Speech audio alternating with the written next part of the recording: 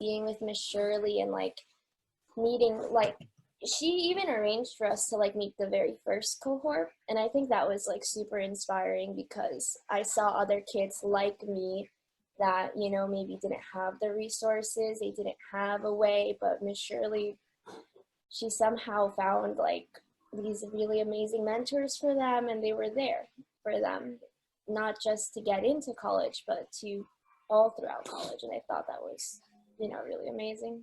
I had two mentors, and they were with me every other weekend, just calling and like texting, emailing them, trying to show me the schools, me showing them my personal statement for college, them showing me the Common App, what it was, and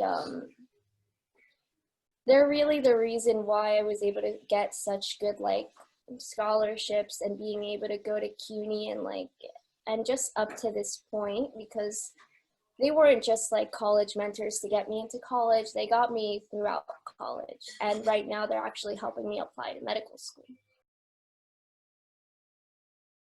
So I've known that I wanted to be a doctor probably since I was 7, but then when I got into like college and seeing, taking the intro classes and the huge transition that it was from high school, that kind of solidified that I knew it's what I wanted to do.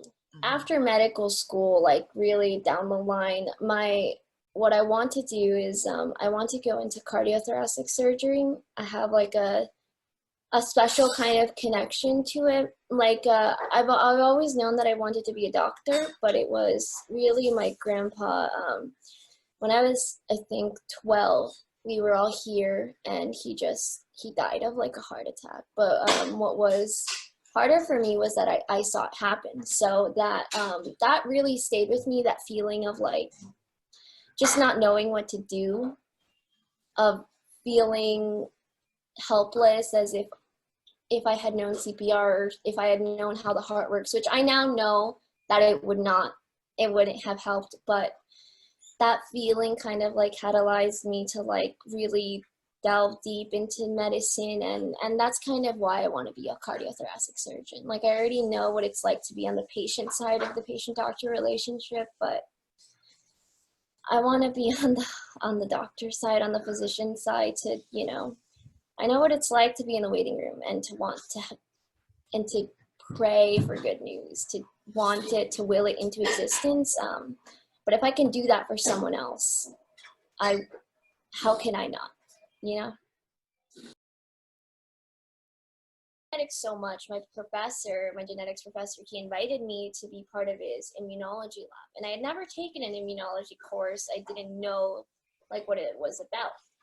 And, you know, I learned like a lot of things. I learned how to dissect mice and stuff. But during this time, I was putting in like 20 hours a week, Monday through Friday in the lab. And as a result, I was just slacking on my chem stuff. And I was taking Orgo 2 at the time with Orgo 1 lab and like some other science classes. And I like failed Orgo 2. And and it was with the hardest professor too, but I thought to myself, okay, I suck at chemistry. So I kind of thought what you thought was like, do I have what it takes? I was like, with that, I was like, oh my God, I'm a junior right now. Like, I can't change it. Like, what can I do? So I decided to minor in chemistry. So I actually went back to that professor, the one who failed me. I was like, listen, I was doing lab. Help me, like, what can I do? I'm gonna retake your class. I'm gonna retake it with you because I know that I'm capable. Help, like, guide me, help me. So I'm actually taking him right now. I have an A, and he's also writing my rec letter for med school. So in terms of school, the one thing I really wanted to do was to walk. Really, really sucks because I kind of wanted that moment, and Miss Shirley was going to come through to my graduation. I worked so hard to be able to go to college and to get my BS in biology, my minor in chemistry, and to do pre-med. And I really wanted that moment to walk. I wanted to show my parents, like, look, everything like that you've worked for, everything that you've given up, this is like a little sneak peek of what's to come. And to have it taken away kind of was a huge, like, a tough blow. I worked so hard for that moment, but my parents, they know that I work hard. And I guess everyone in LUCA will have to come to my white coat ceremony. The one positive thing that I've seen in my community and around the world is that even though there is some bad, I think the compassion that I've seen in a lot of people, the willingness to help, and the people that have stepped up and that have come forward, some that have given up their stimulus checks and pledged it to help other like undocumented or immigrant population.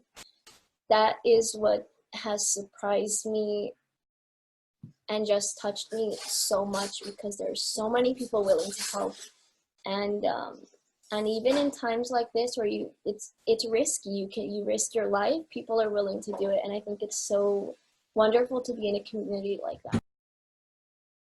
You have your whole life to do something great with it and to celebrate, and this should just show you that the people that are close to you, the ones that are your family, share these moments with them, because even though your life was put on pause, always try to like look at the positives.